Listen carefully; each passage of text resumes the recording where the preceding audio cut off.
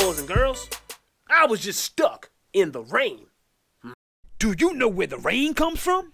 Yes, from the sky. Yes, rain is when water falls from the sky. Oh, I'm getting wet again. Ooh. Now, I love water. In fact, it's delicious. I like to drink it. Stay healthy. I like to swim in the water. Plants love water. Trees need water. Fish need water. What doesn't need water is my fur when I'm not in the pool. So you will need 3 things. Do you know what those 3 things are? I don't know. Okay, well, I'll help you. 1, an umbrella.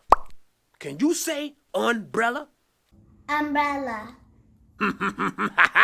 Yeah, that's good. 2, you will need a raincoat. Can you say raincoat? Raincoat. That's good. And lastly, you will need a pair of boots. Can you say boots? Boot. Yeah, that was good. Let's go down the list again. An umbrella, a raincoat, and a pair of boots. Yes, now you can go outside in the rain and have lots of fun.